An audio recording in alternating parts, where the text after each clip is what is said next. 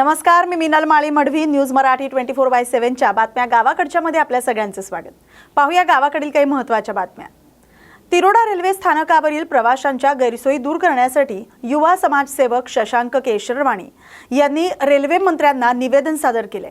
स्थानकावर लिफ्ट आणि coach position display board नसल्यामुळे प्रवाशांना मोठ्या अडचणींचा सामना करावा लागत असल्याचं नागरिकांनी नमूद केलंय. विशेषतः वृद्ध महिला आणि दिव्यांग प्रवाशांसाठी ही समस्या गंभीर ठरते. या संदर्भात स्थानिक नागरिकांनी एकत्र येत लेखी अर्ज सादर केलाय आणि आवश्यक सुविधा तातडीने उपलब्ध करून देण्याची मागणी केली आहे. प्रवाशांना सुरक्षित आणि सुलभ प्रवासासाठी रेल्वे प्रशासनाने लवकरात लवकर कारवाई करावी अशी अपेक्षा व्यक्त केली जाते. कोल्हापूर जिल्ह्यातील दानोळी इथं अपहरण करून हत्या केल्याची घटना घडली. या प्रकरणात पोलिसांनी 2 आरोपींना अटक केली. टिल्लू पवार आणि राजदीप ताडे अशी या दोघांची नावे आहेत. पोस्टमॉर्टम अहवालातून गळा दाबून हत्या केल्याचं समोर आलंय. करंट देऊन हत्या केल्याचं कुठेही चौकशी किंवा तपासात निष्पन्न झालेलं नाही. अपहरण करून पैसे उकळण्याचा आरोपींचा हेतू होता. याबाबत सखोल तपास करून दोन्ही आरोपींना अटक करण्यात आले.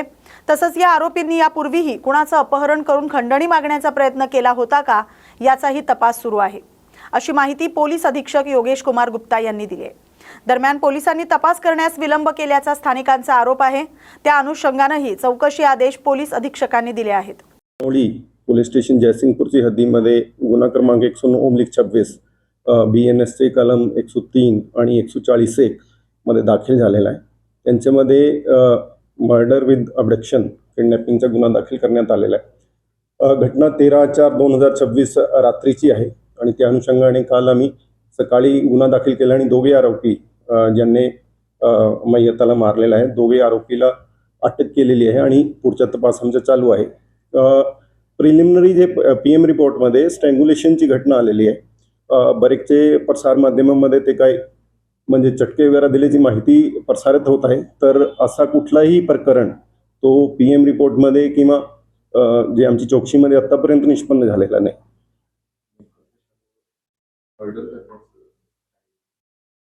मर्डरचा प्रिलिमिनरी उद्देश जे आहे तो किडनॅपिंग करून त्यांच्याकडून पैसे काढायचा होता आणि आमची जसंच घटना रिपोर्ट झाली पुढची तपासमध्ये दोघे आरोपी निष्पन्न झाले आणि त्यांना अटक करण्यात आलेलं आहे. त्याच व्यक्तीचं किडनॅपिंग करायचं होतं की त्यांना दुसऱ्या व्यक्तीचं? कारण मोबाईलच्या शोरूम वाल्याचं त्या घटनाच्या अनुषंगाने मी पण काल जयसिंगपूर पोलीस स्टेशनला व्हिजिट दिली. ॲडिशनल SP आणि ते या गुन्ह्याचा तपास सुद्धा आम्ही जे आमचे DYSP आहे DYSP जयसिंगपूरला हस्तांतरित केलेला आहे. प्रिलिमिनरी असा जे आता म्हणजे गुन्हा काल निष्पन्न झालेला आहे, दाखल झालेला आहे आणि त्यांची पुढची तपास चालू आहे. तपासामध्ये जसं जसं निष्पन्न होईल तसं तसं आपल्याला अपडेट देण्यात येईल.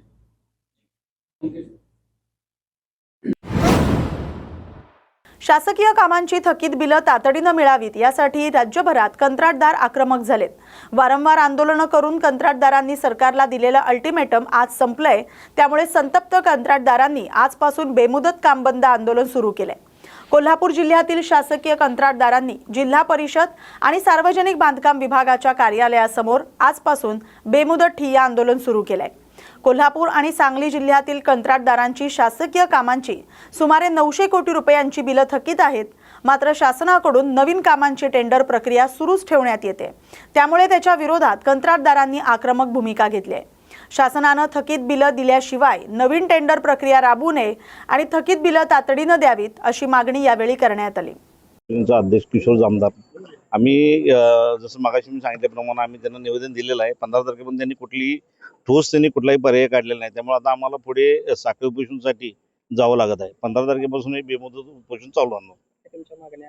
आम्ही याच्यामध्ये मागण्या हेच आहेत की आमची जी झालेली कामं आहेत याचा निधी लवकरात लवकर उपलब्ध करून द्यावा. जसे की आता PWला जी 0304चे हेड आहेत त्याचे पैसे बाकी आहेत. जलजीवन मिशनचे पाणी पुरवठ्याचे मोठ्या प्रमाणात देयके बाकी आहेत. जलजीवनमध्ये तर असं आहे की सेंट्रलचे 50% पैसे येतच नाही आहेत. 50% स्टेटचे आहेत, त्यामध्ये पण खूप कमतरता आहेत. आता हा मे महिना चालू होणार आहे, पाणी टंचाई चालू होणार आहे आणि याच्या तोंडावरती यांनी जर निर्णय काढला नाही तरी पाणी टंचाईचाही प्रॉब्लेम चालू होईल आणि हा विनाकारण विद्रोह एक कॉन्ट्रॅक्टरच्या मनामध्ये चालू झाल्यानंतर सर्व कामे जर बंद पडली तर याचा सगळ्यांना जनतेला पण त्रास होणार आहे. आम्हाला हे काही जाणून बुजून करायचं नाही आहे. पण गेले 2 वर्ष झालं आम्ही मागत आहे, त्यांच्याकडे मागणी करत आहे. त्यांच्याकडून कुठल्याही प्रकारचा ठोस पर्याय येत नाही. त्यामुळे आता आम्ही साखळी उपोषण चालू केलेलं आहे. असोसिएशन काम बंद आंदोलन कधीपर्यंत? आम्ही कोल्हापूर जिल्हा गव्हर्नमेंट कॉन्ट्रॅक्ट असोसिएशनतर्फे हे काम बंद आंदोलन करत आहेत आणि याला पूर्ण राज्यव्यापी स्वरूप आहे. प्रत्येक राज्यामध्ये प्रत्येक जिल्ह्यामध्ये हे आंदोलन चालू आहे. महाराष्ट्र राज्य सेवा संघाचं जे आमचं मोठं संघटना आहे त्याच्यातर्फे पण हे आंदोलन चालू आहे आणि आंदोलन आता हे आमचं बेमुदत उपोषण आंदोलन आहे. विविध वादग्रस्त मुद्द्यांवर भाष्य करत इम्तियाज जलील यांनी सहर शेख प्रकरण, अकोला अत्याचार प्रकरण आणि आरक्षण विषयावर आपली भूमिका मांडली. सहर शेख प्रकरणात तहसीलदारांचा निर्णय अंतिम नसून आवश्यक असल्यास न्यायालयात जाणार असल्याचं त्यांनी स्पष्ट केलंय. अकोला प्रकरणात माध्यमांमध्ये येणाऱ्या आकडेवारीवर प्रश्नचिन्ह उपस्थित करत पोलीस चौकशीवर विश्वास ठेवावा असं आवाहन त्यांनी केलंय. तसंच आरक्षण उपवर्गीकरणाबाबत अहवाल समोर आल्यानंतरच मत व्यक्त करणं योग्य असल्याचं सांगत आरक्षण वाचवण्यासाठी आंबेडकरी संघटनांनी एकत्र येण्याची गरज असल्याचं त्यांनी नमूद केलंय. नाही, मी तर आपल्या मार्फत हे रिक्वेस्ट करणार आहे, आवाहन करणार आहे. या समाजातले जे काही भाऊ दादा लोक जे आहे, ज्यांनी अनेक वर्षापासून हे गोर गरीब एससी समाजातले गरिबांचे जे घराचे पैसे होते ते स्वतः लाटलेले आहे, त्यांनी मला कृपा करून अजून नोटीस पाठवा. मला कोर्टामध्ये जायचं होतं, तुम्ही माझा मार्ग सोपं केलेला आहे. आता तुमच्या नोटिसीमुळे मी कोर्टामध्ये जाऊन तुम्हाला तर चॅलेंज करणारच आहे आणि कोर्टालाही सांगून देणार आहे. इतकं पुरावे आहे माझ्याकडे की कशा प्रकारे हे सगळं भाऊ दादांनी हे सगळं केलेलं आहे करकेसने. म्हणून तर महानगरपालिका आजपर्यंत त्यांचे पैसे का रिलीज केली नाही आहे. तुम्हाला माहित आहे का की जे 8,500 लोकांचं जे बिल तयार करण्यात आलं होतं, तयार होतं सगळं बिल. जेव्हा महानगरपालिकाने जेव्हा एक्सपोज केलं मी, तर त्यांनी आता हे टेबल लावलेले आहे की जे बेनिफिशरीज आहे तुमचे डॉक्युमेंट्स घेऊन या. किती आले माहित आहे का? फक्त 2,500 लोक, 2,300 या 400 आलेले आहे. म्हणजे 5,000 6,000 लोक कोण आहे जे आले नाही तिथे? ते सगळं डुप्लिकेट आहे. एका माणसाच्या मागे 2.5 लाख रुपयेचा बेनिफिट मिळतं. आता हे सगळं भाऊ दादा वाटून खायचं. माझी अपेक्षा हे आहे की माझ्यामुळे कमीत कमी या गरीब समाजाच्या अकाउंटमध्ये ते पैसे जातील, ही माझा प्रयत्न आहे. छत्रपती संभाजीनगरमध्ये सिडको MIDC पोलीस ठाण्याच्या विशेष पथकानं मोठी कारवाई करत आंध्र प्रदेशातून आणलेला गांजा जप्त करून एका आरोपीला अटक केली आहे. गुप्त माहितीच्या आधारे पोलिसांनी नरेगाव परिसरातील छत्रपती नगर काकडे संकुलाजवळ सापळा रचला आणि विदेश सुरेश माचरे याला ताब्यात घेण्यात आलं. आरोपीच्या ताब्यातील पांढऱ्या रंगाच्या 4चाकी वाहनातून तब्बल 53 किलो 441 ग्रॅम वजनाचा गांजा जप्त करण्यात आलाय. या गांजाची किंमत सुमारे 26,72,050 रुपये इतकी असून वाहनासह एकूण जप्त मालाची किंमत 31,72,50,000 रुपये इतकी आहे. पोलिसांनी आरोपीला अटक केली आहे आणि हा गांजा कुठून आणलाय आणि कोणाला विक्रीसाठी ठेवला होता याबाबत पुढील तपास सुरू आहे. नेमणूक MIDC सिडको पोलीस स्टेशन गुन्हा 183/26 कलम 8C 20B second C 29 NDPS प्रमाणे 1985 प्रमाणे गुन्हा दाखल असून त्या गुन्ह्याचा तपास मी स्वतः करत आहे. या गुन्ह्याच्या तपासाच्या अनुषंगाने मी आपल्याला प्राथमिक माहिती अशी आहे की विदेश सुरेश माचरे हा काकडे कॉम्प्लेक्सच्या पाठीमागे नारेगाव छत्रपती संभाजीनगर इथे गांजा विक्री करत आहे असे आमच्या पोलीस पथक चे इंचार्ज API पातोळे साहेब व त्यांची टीम संजय नंद यांना आधी मिळाली. व त्या अनुषंगाने आमचे PI साहेब सोमनाथ जाधव साहेब यांना माहिती दिली. तशी आम्ही माननीय ACP साहेब पगारे साहेबांची पूर्व परवानगी घेऊन 2 साक्षीदार घेऊन फॉरेन्सिक टीम घेऊन असे API पातोळे साहेब सोमनाथ जाधव साहेब यांनी काकडे कॉम्प्लेक्सच्या पाठीमागे जाऊन खात्री केली व तो व्यक्ती वर्णन सांगितल्याप्रमाणे व गाडी एक फिएट कार पांढरी कार अशी दिसली. तिथून तो विक्री करताना असं समजल्याने त्याची जवळ जाऊन त्याला पकडण्यात आले. त्याचे नाव विचारले असते त्यांनी त्याचं नाव विदेश सुरेश माचरे असं सांगण्यात आलेलं आहे. त्यानंतर त्याला नावगाव विचारले, गाडी कोणाची आहे, त्यांनी कबूल केले आणि त्यांनी हा माल ओडिसा राज्यातून रेड्डी यांच्याकडून आणला व इतर तो किशोर हटकर, राहुल मलके व आकाश अरुण दहिकर जळगाव इथे विक्री करणार असे त्यांनी सांगितले होते. त्या अनुषंगाने आम्ही तपास करून मान्य कोर्टात त्याला हजर केले होते. आज रोजीपर्यंत त्यांना 15/4/2026 पर्यंत PCR देण्यात आलेली आहे. ह्या तपासाच्या अनुषंगाने आम्हाला मान्य CP साहेब प्रवीण पवार साहेब, DCP स्वामी साहेब आणि ACP पगारे साहेब यांनी व जाधव साहेब यांनी आम्हाला मार्गदर्शन केलेलं आहे आणि पुढील तपास आम्ही करत आहोत. याच्यात आणखी जास्तीत जास्त आरोपी निष्पन्न करण्याचा प्रयत्न करत आहोत. एकूण किती माल हस्तगत करण्यात आलं आणि कोणकोणते साहित्य? नंदुरबार जिल्ह्यात कथित अवैध बांधकामं आणि धर्मांतराच्या आरोपांवरून स्थानिक आदिवासी समाजानं शासनाकडे कारवाईची मागणी केली आहे. आदिवासी संस्कृती रक्षक उमेश गावित यांच्या नेतृत्वाखाली ही मागणी करण्यात आली. अनधिकृत बांधकामांची चौकशी करून संबंधितांवर कारवाई करावी अशी भूमिका मांडण्यात आली. या संदर्भात प्रशासनानं दिलेल्या आश्वासनांची अंमलबजावणी अद्याप झालेली नसल्याचा आरोप करण्यात येतोय.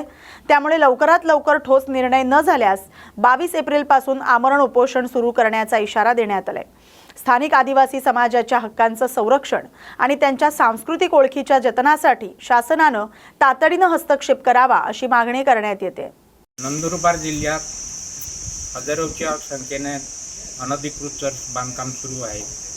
त्या संदर्भात माननीय अनुपजी अग्रवाल यांनी विधानमंडळात प्रश्न उपस्थित केला होता आणि माननीय बावनकुळे साहेबांनी आश्वासन दिलं होतं 6 महिन्यात हे तर अनधिकृत चर्च पाडून टाकू, पण आत्तापर्यंत अंमलबजावणी झाली नाही.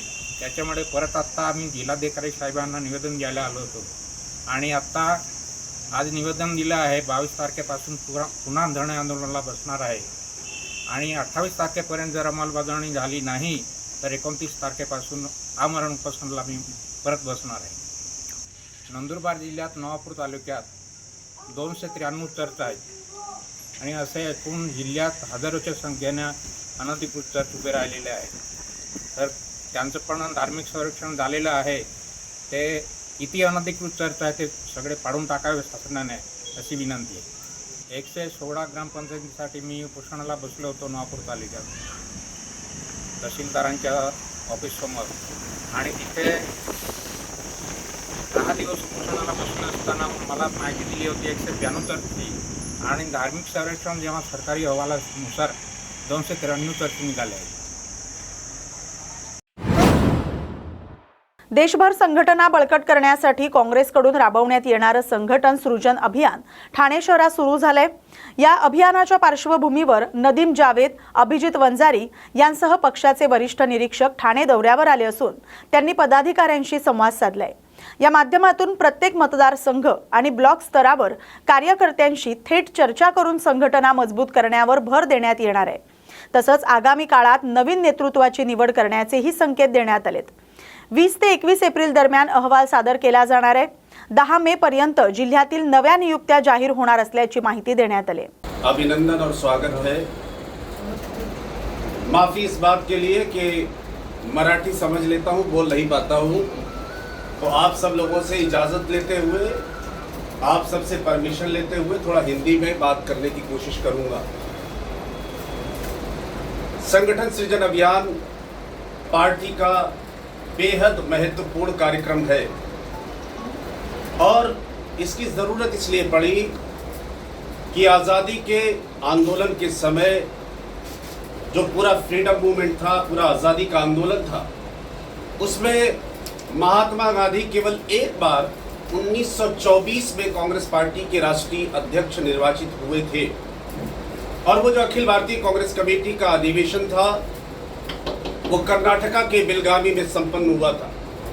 उनकी याद में 2024 में बेलगावी में कांग्रेस पार्टी का महाअधिवेशन संपन्न हुआ और पूरे देश भर के कांग्रेस पार्टी के वरिष्ठ नेता उसमें इकट्ठा हुए. कन्याकुमारी से कश्मीर और अटक से कटक तक के कांग्रेस के नेताओं ने 2 दिन के चिंतन और मंथन के बाद इस बात को महसूस किया कि देश भर के कांग्रेस के कार्यकर्ताओं की ये भावना है कि हमें संगठन के निर्माण की दिशा में विशेष प्रयास करने की ज़रूरत है.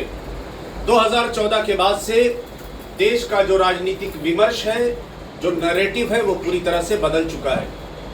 भारतीय जनता पार्टी आने के बाद चुनाव में बहुत तरह के हथकंडे अपनाने का प्रयास सत्ताधारी दल बेहद बेशर्मी के साथ इलेक्शन कमीशन के सहयोग से कर रहे हैं। उसकी तैयारी को लेकर, और जैसा कि आप लोग जानते भी हैं, श्री राहुल गांधी जी ने वोट चोरी की बात कही और उसके साक्ष्य भी उन्होंने प्रस्तुत किए।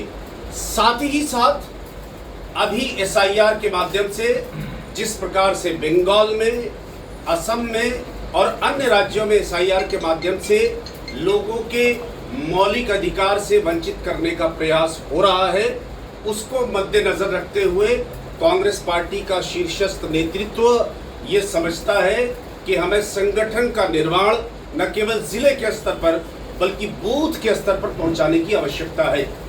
इसलिए जो 2025 और 2026 का जो पूरा वर्ष है, ये पूरा का पूरा वर्ष संगठन के निर्माण के लिए दिया गया है और इसलिए पूरे देश भर में कांग्रेस पार्टी के वरिष्ठतम नेता, अखिल भारतीय कांग्रेस कमेटी के राष्ट्रीय महासचिव, प्रदेश कांग्रेस कमेटी के अध्यक्ष, सांसद, अखिल भारतीय कांग्रेस कमेटी के पदाधिकारी, राज्यों के मंत्री इत्यादि इस संगठन सृजन में अलग अलग राज्यों में जाकर संगठन के निर्माण के लिए विशेष प्रयास कर रहे हैं।